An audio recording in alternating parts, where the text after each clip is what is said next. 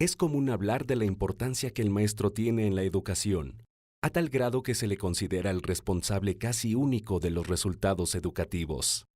En 2011, iniciamos una investigación en la que nos acercamos a maestros de reciente ingreso en escuelas primarias y secundarias, para conocer sus prácticas y experiencias en sus primeros años de trabajo en contextos marginales. Los docentes que participaron en el estudio trabajaban en escuelas ubicadas en contextos desfavorecidos, zonas rurales en el estado de Chiapas con fuerte presencia de lenguas indígenas y escuelas urbanas en el Distrito Federal caracterizadas por sus condiciones difíciles. Recuperamos sus voces para mostrar la complejidad de su trabajo. Fue por mi familia, tanto de la familia materna como la paterna. En ambas son maestros de profesión y pues por la costumbre de verlos, de cómo mis padres me llevaban a sus clases, nació esa cosquillita. Al principio mi mamá me decía, tú tienes que ser maestra. Y decía, puedo ser todo menos maestra, todo.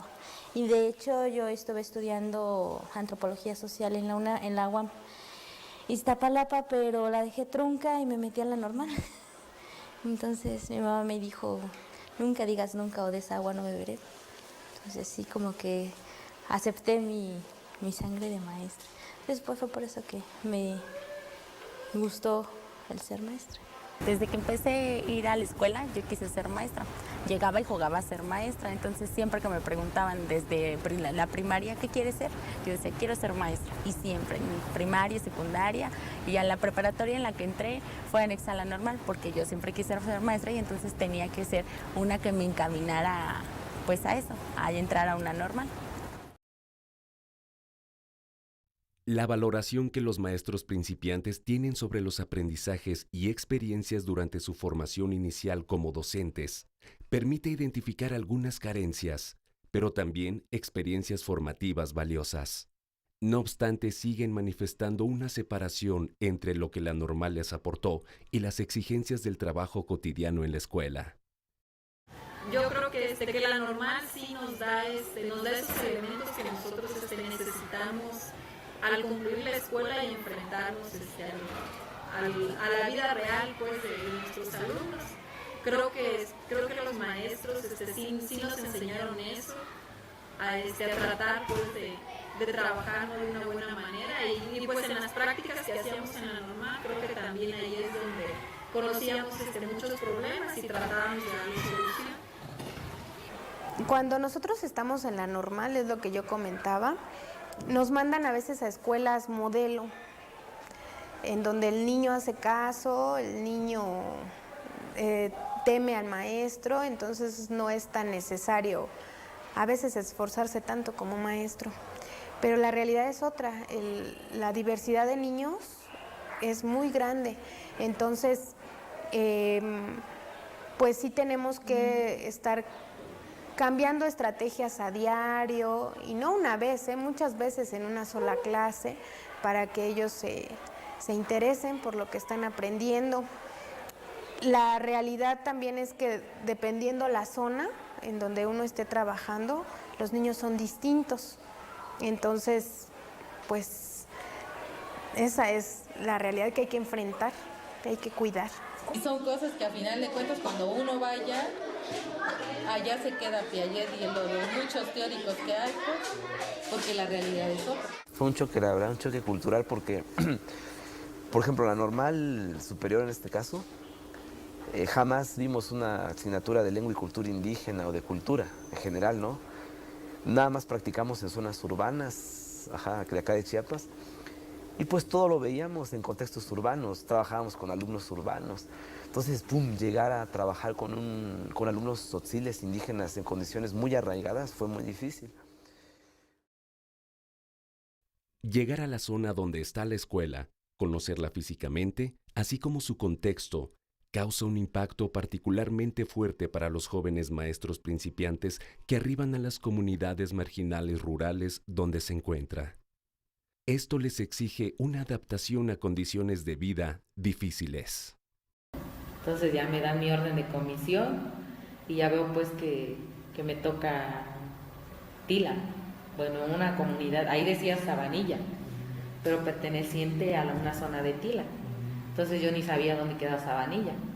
Y habíamos comprado un mapa con uno de mis compañeros. Y vamos, pues empezamos a buscar ahí Sabanilla y veo pues la gran distancia a la que estaba pues de mi casa. Entonces ya dije, bueno, ¿dónde será? Ya empecé a preguntar y algunos maestros que tenían idea de dónde estaba ya me decían, pues no, te tienes que ir primero a San Cristóbal, de ahí te vas a Ocosingo, de ahí a Jalón, de ahí Tila, y que ahí está la supervisión y todo. Pero sí estaba como, yo sentía como mucha incertidumbre de qué iba yo a hacer o de qué iba a pasar. Cuando yo me entero de que la escuela era unitaria y que yo solito iba a estar en esa escuela, como que sí me encuentro en una decisión muy fuerte, ¿no? De decir, bueno, ¿será que voy o no? Porque de alguna manera no me gusta, no me gustaba la soledad. O sea, siempre he estado con mi familia o acompañado de personas, pero nunca he estado solo.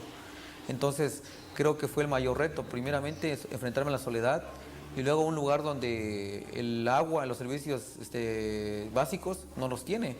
El agua entubada, pues, era muy nula, ¿no? Entonces, muy pocas veces llegaba el agua, ¿no? Y la luz, pues, venía un día y se iban 3 semanas. Yo no sabía cómo irme, pero me acompañaron mis papás para saber dónde iba yo a quedar. Entonces, llevamos una camioneta que un tío nos prestó, pero llegabas nada más a una parte, ¿no? Preguntando hasta que llegamos.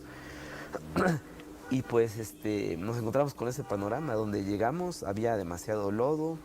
Llevaba yo mis botas de hule, llevé lo indispensable, mi mochila cargando acá arriba, algunas mudas de ropa, comida enlatadas, unas botellas de agua, unas latas de atún y pues mis botas de hule que no podían faltar, una lámpara de mano impermeable. Y ya, me dispuse, mis papás me dejaron en un punto y seguí caminando yo solo Por fortuna encontramos un señor de la comunidad que se iba para ahí. Entonces comenzamos, me puse las botas de hule y empecé a meterme en el lodo. Yo nunca había salido fuera de mi casa, digamos, a vivir esas condiciones, ¿no? De carencia de varios tipos, de condiciones de higiene y todo eso.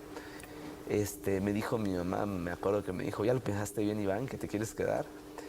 Y yo le dije, sí, mami, me voy a quedar. Y me volvió a repetir, ¿ya pensaste bien que te vas a quedar? Y yo le dije, sí, mami, me voy a ir y pum. Y ya pues seguí mi camino hasta la comunidad. La escuela y los padres de familia son un binomio indisoluble.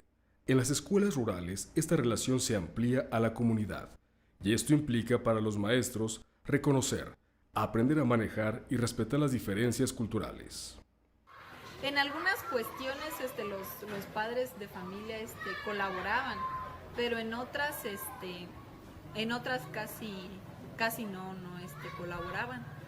De hecho era difícil porque como ahí los hombres son los que tienen pues el mando en las juntas de padres, pues llegaban las señoras, pero si llegaban las señoras no contaba su participación casi pues ahí en la comunidad, era que tenía que llegar el señor. Así estaba acordado entre ellos, pues tenían que llegar los hombres, y aunque a nosotras no nos pareció bien, pues y también ahí como que hubo un poco al principio como de choque, pues, porque nosotros decíamos, no, también ellas, pues, también ellas, su participación cuenta, pues, o si no, porque nosotras, somos maestras, pues, a pesar de que somos mujeres, porque nosotras podemos, pues, trabajar y podemos decidir, o sea, como que en esa parte sí hubo ahí un choque, pero también lo que era cierto era que no podíamos pasar por encima pues de un acuerdo de la comunidad. Entonces como que entre que tratábamos pues de que las señoras también fueran escuchadas, pero los hombres influían mucho pues en las decisiones. Sí. Entonces por esa parte a veces en ciertas cosas no había mucho apoyo. Para que yo llegara a esa comunidad, ellos vinieron justamente a hablarle al supervisor, porque como es una comunidad lejana, sí ha sido muy olvidada. Entonces ellos estuvieron al pendiente de todo para que enviaran a profesores. Así es como llegué yo justamente, porque me enteré de que ellos llegaron y llegaron con su bastón de mando. O sea, llegaron las autoridades y el comité y se fueron a presentar a la supervisión porque sí, es una escuela que, por ejemplo, tiene interinos. pero por 20 días se van, están una semana sin clases, 2 semanas, llega otro, igual por 20 días, un mes, se van. Entonces estuvieron hartos de esta situación y llegaron a la supervisión y dijeron que no querían profesores a cada rato. Fue así como abrieron los lugares para que nosotros llegáramos. Ajá, pero sí están muy al pendiente de nosotros. Si hay algún evento, tenemos que llevar el oficio del supervisor sellado. Por ejemplo, ahorita vamos a entregar boletas y incluso tenemos que pedirle al supervisor de que nos dé un oficio de que vamos a salir para llenar boletas, porque si no, no salimos. La verdad a mí se me dificultó. Yo siento que no solo eso, la comunicación con ellos, porque pues ellos también, una eran hablantes de chol, otra ya eran personas pues más grandes que yo. Entonces yo no sabía pues cómo decirles las cosas, o por ejemplo decirles manden limpios a los niños, porque yo decía pues no vayan a pensar que yo los estoy mandando o se vayan a sentir ofendidos. Sí. Entonces yo en mi primera reunión pues hago mi orden del día, pero lo primero pues paso lista, ¿no? Paso lista. Después creo que me presento, ya les empiezo a decir pues de que yo iba a ser la maestra de sus hijos en el 3er grado y que pues esperaba que ellos me apoyaran y que cualquier duda pues que se acercaran a mí y que yo estaba pues para servirles pues en lo que yo pudiera, en lo que estuviera en mis manos, a mi alcance. Entonces, la mayoría de ellos pues no decía nada. Entonces eso también a mí me puso más nerviosa, porque yo no sabía si lo que estaba diciendo les había caído bien pues o les había molestado, porque yo no veía ninguna reacción de ellos. Entonces, pero ya después que los fui conociendo, ya vi pues de que muchos de ellos no hablaban español. Sí. O sea, sí entendían el español, pero expresarse ellos en español no podían. Entonces tal vez por eso en las juntas a veces no me decían nada pues, pero sí fue, en los primeros meses fue muy, como que la comunicación con ellos fue muy precaria. Sí. Porque básicamente pues yo no sabía cómo acercarme. Es difícil cuando te encuentras con una comunidad que prácticamente tú eres su todo. Tú eres algunas veces su mamá, todo eres de los niños, la que les guarda el ahorro escolar, la que les haga de cuenta todo eres. La que puede hacer un oficio por ellos, la que llena algunos formatos, todo eso eres. Y eso es lo que a veces no sabes cómo.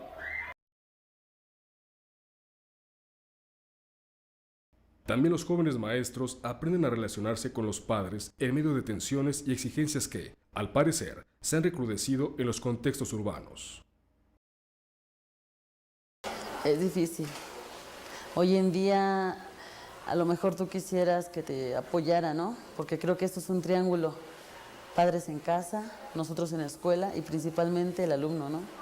Es un triángulo donde si uno de los tres está roto, esto se debilita. De repente les pides el apoyo y en lugar de que digan, voy a trabajar con él, se va a poner a hacer, te vienen a justificar el por qué su hijo no hace las cosas. Te dicen, es que yo lo mandé a hacer esto y por eso no pudo hacer su tarea. Hoy en día de repente es malo, pero dices, mejor trabajo con el alumno y me arreglo con él a arreglarme con los papás. Porque los papás te quieren venir a regañar a ti. O sea, usted es el culpable, es que usted no lo atiende, es que usted no le explica si él no entiende. Muchos papás no apoyan a la escuela, no apoyan a sus hijos. Entonces ellos solamente quieren los resultados o que tengamos a sus hijos aquí 7, 8 horas y no es así. Ese es el problema. No hay padres de familia, no los hay. No te apoyan. Entonces, ¿qué apoyo tienes tú? Te dice en la escuela, enseña valores. Ok, enseño mis valores, planeo mi clase con valores y demás. Llegan a casa y ¿qué ven? El papá drogadicto, o el papá está en la cárcel, o no tienen mamá. ¿Qué tipo de valores les vas a enseñar a unos chicos que no tienen valores en casa? Que no hay donde los refuercen. Y pues ya con los papás, como lo ven a uno un poco joven, entonces a ellos sí al inicio les daba desconfianza. Pues lo que hice fue hablar con ellos, tengan confianza, ya sé que no me conocen, que pueden decir, pero qué vas a ver o qué experiencia puede tener. Y pues a partir del diálogo con ellos. Es muy importante que uno mismo tenga apertura, a lo mejor perderle hasta ese miedo, porque al inicio también los docentes que ya estaban ahí decían, no, es que con los papás mejor de lejos, o con los papás mejor afuera. Pero si bien es cierto, en muchos libros y en muchas ocasiones ellos tienen que ser parte. Si no los incluimos, entonces no podemos decir que no apoyan, que no hacen. Y cuando ellos ya estuvieron incluidos, cambia mucho el trabajo. Llegar a una escuela implica establecer relaciones e integrarse a una organización, a prácticas y formas de trabajo establecidas que, en ocasiones, pueden ser conflictivas y en otra pueden estar mejor articuladas por las actividades colectivas que desarrollan los docentes. Al principio nosotras llegamos varias y queríamos hacer esto, queríamos hacer lo otro y que aquí hice proyecto de esto, pero de repente nos truncaron y nos decían, a ver, son nuevas pero bájenle, traen muchas ganas pero nos decían otras compañeras, es que si ustedes hacen, también nosotros tenemos que hacer. Y nos fueron poniendo trabas que tú dices, bueno, voy a hacer lo que me corresponde en mis grupos. Entonces era una situación muy fea porque a mí me contratan y me dice el subdirector, hay 2 grupos en la escuela, las jóvenes y las viejitas. Les recomiendo que se junte con las jóvenes. Entonces yo desde un principio pues sí te bloqueas de esa manera, ¿no? Bueno, ¿qué tan feo está la pelea aquí o las diferencias? Y sí llegaba un momento en que no te saludaban, no te daban la palabra y nunca se veía un apoyo por parte de ellas que te dijeran, oye maestra, ¿cómo vas? O alguna situación parecida, no, en mi caso no. Ahora la relación ha cambiado, compartimos más con los otros maestros, ellos nos apoyan, nos comparten sus experiencias y nos dan sugerencias para trabajar sobre todo con los padres de familia, que son las principales preocupaciones que de alguna manera yo tenía con ellos. Teníamos que organizar, ¿no? Festivales, que el trabajo, sobre todo eso, el trabajo de festivales, de ceremonias importantes, donde teníamos que compartir las responsabilidades. Entonces ahí hubo también otro momento en el que teníamos que trabajar, ¿no? en cosas comunes. Entonces compartíamos, además del trabajo, experiencias, risas y todo. Entonces la relación fue cambiando. Las precarias condiciones materiales y de subsistencia de las escuelas en contextos desfavorecidos obligan a los docentes a buscar alternativas que les permitan desarrollar su labor. Tenía nada más un salón de piso de tierra y como el techo era de lámina, pero lámina ya usada, tenía muchas filtraciones, entonces todo el piso, la tierra se hacía lodo. No tenía un pizarrón, entonces yo me las ingenié para montar un pizarrón con un nylon blanco. Llevé la siguiente semana, lo pegué sobre las tablas y con un marcador para pizarrón, pues ahí escribí, borraba con un trapo. Entonces incluso carecía de sillas. Sí, me acuerdo que colocamos unos bloques con los alumnos, 2 blocks de cemento y sobre eso una tabla. Y ahí se sentaban los alumnos, escribían sobre sus piernas, ¿sí? Se colocaban así con su cuaderno. Y pues fue totalmente diferente a lo que me imaginaba, ¿no? A lo que me imaginaba hablando en cuanto a infraestructura y en cuanto a contexto también. Sí, condiciones muy marginadas, indígenas que a veces no tenían ni qué comer, los alumnos llegaban muy mal, con manchas en la cara, muy delgados, desnutridos, varios de ellos. Entonces, ahí comenzó una preocupación, ¿no? De todas esas condiciones de cómo hacerle. Apoyo moral. No tenemos mapas, no tenemos libros, de hecho están mojados. No puedo yo mandar a los alumnos a que vean enciclopedias porque no existen, ni porque no existen porque pues se echan a perder con las inundaciones. No los puedo sacar, como ya le había dicho, no los puedo sacar a ninguna zona arqueológica, ni a ningún museo, aunque traté de hacerlo por medio de carrera magisterial. Me dijeron que no, que eso nada más le corresponde a los directivos, sacarlos a ese tipo de lugares los fines de semana. Entonces, pues sí nos van limitando. ¿Cómo yo he ido subsanando todo esto? Pues por mis propios medios, de ahora sí lo saco de mi bolsillo. Cuando quiero ver una película, tengo que buscar un salón que tenga una televisión y yo traigo mi DVD, traigo mis películas, traigo todo. Cuando quiero proyectar algo en un cañón, no lo puedo utilizar, al menos por ejemplo aquí no lo podemos utilizar. ¿Por qué? No lo sé. Entonces yo traigo mi cañón, mi computadora, yo la traigo. Me preguntan, ¿no te arriesgas mucho en traer el cañón o la computadora? Sí, sí me arriesgo, pero pues ¿qué hago? No me puedo quedar así. Ay, no lo vamos a hacer porque pues no hay. No, pues el chiste es estarle buscando. En los nuevos libros, hablando de los nuevos libros, mandan mucho a lo que es la investigación, que los niños investiguen en diversas fuentes y principalmente que ellos investiguen en internet. Sin embargo, pues es ilógico, ¿no?, pensar que en una comunidad marginada los niños van a tener acceso a una computadora. Primeramente porque pues está alejado de la ciudad y porque tampoco cuentan con los recursos económicos para sufragar el gasto que requiere, ¿no?, el uso de una computadora, de un ciber, ir a investigar a un ciber.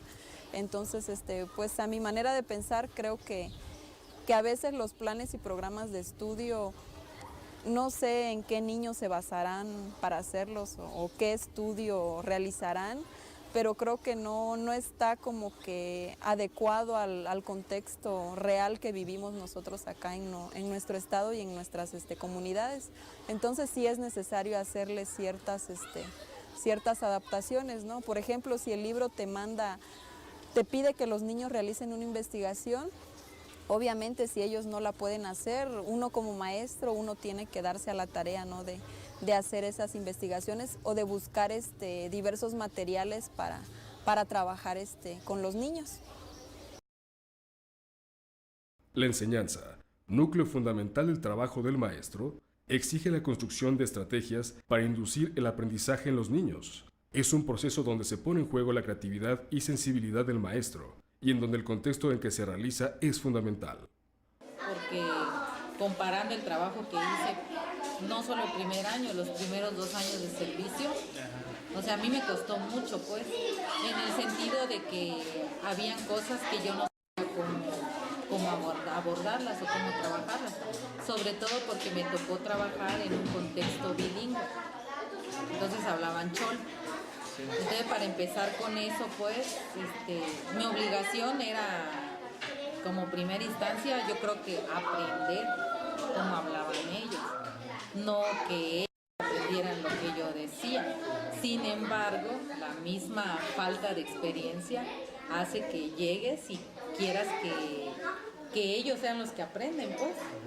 Afortunadamente tenía algún niño pues muy listo, entonces él era el que traducía todo lo que yo iba diciendo, pero había muchas cosas que en definitiva pues yo no sabía cómo hacerlo. Sí. ¿Cómo le vas a enseñar tú si en su casa cuando quieres el apoyo no se puede, pues? O hay veces en que la situación se torna diferente, que el niño es el único que tiene la capacidad de aprender en la escuela, porque afuera de su casa no se puede. Me metí a investigar a internet y presté algunos libros, traté de buscar algunos métodos como el método de Weber y así, o sea, lo hice con el método silábico, o sea, con todo, pues así como decirles, tapicé pues el salón O sea, si no me entienden a mí, entiéndanle a los dibujos o entiendan a lo que explico, pero o sea, sí es un proceso muy largo y como que estresante a la vez. Al estar allá, me doy cuenta que los papás no me podían apoyar. Entonces tenía que buscar la otra forma, ¿no? Bueno, ¿qué tengo aquí? Y me doy cuenta pues que había árboles de frutas, de diferentes frutas. Entonces cuando me doy cuenta digo, bueno, que hay muchas cosas que puedo usar. Desde el monte, las hojitas de los árboles, las puedo usar con los alumnos y crear, contar con ellas y poder construir figuras también. Porque con las hojitas recortadas pues podemos armar diferentes dibujos. Ahorita ya es una planeación más adecuada, el traer más siempre, porque luego te encuentras alumnos mucho mejores que tú, ¿no? Que te ponen retos. Y ahorita sí ya tienes que traer un plan B. Otra es, ha existido comunicación con los alumnos.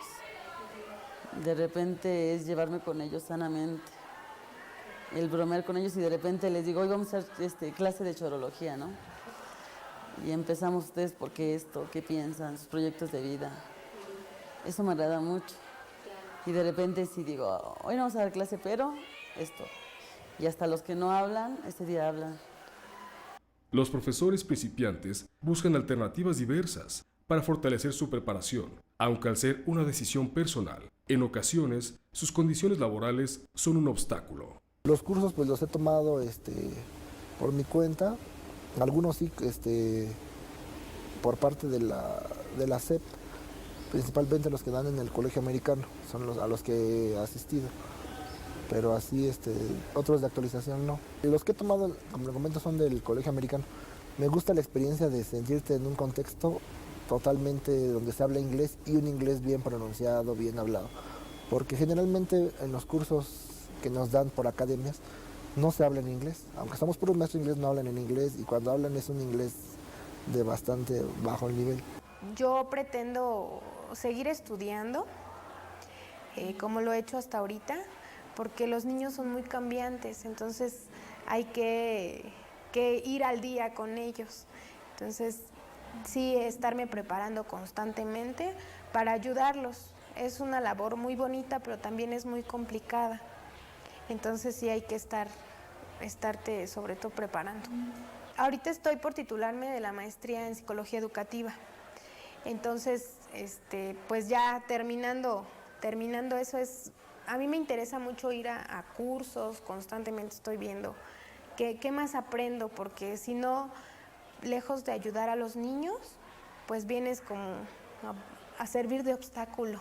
A veces, aunque tengamos muchas ganas de estudiar, pues por esa parte de lo económico como que lo pensamos mucho, ¿no? Bueno, ¿y qué vamos a hacer si entramos a esto y luego no tenemos para pagar esto? Entonces, pienso que disposición por parte de los maestros hay, sí queremos prepararnos y sí nos gustaría estudiar otra cosa, pero a veces la cuestión económica también influye mucho, entonces creo que estaría bien que hubieran apoyos o hubieran becas, ¿no? Aunque no toda la cuota, pero una parte para que también uno se pueda seguir desarrollando profesionalmente. Aquí llegan muchos cursos. Seguido nos llega que las circulares de que hay tal curso. Mi problema es que yo trabajo los 2 turnos. Empecé la maestría igual, la tuve que dejar, no la aguanté. Es como decías, educación, pero era en el área nada más de nuevas tecnologías. Me gustó mucho, nada más terminé un cuatrimestre.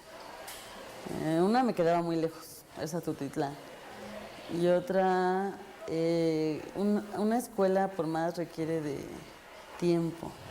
Esta escuela a lo mejor nos dan cursos, nos mandan a esto, al otro. Sí, pero en la escuela de la tarde es muy diferente. Allá depende de nuestros sábados y domingos y nuestros días de ellos. Entonces, aunque yo quiera, y sí tengo ganas, pero de ganas no basta.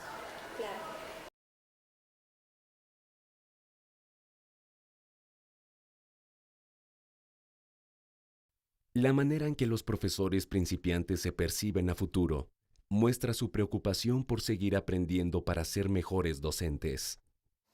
Yo me veo con muchas horas.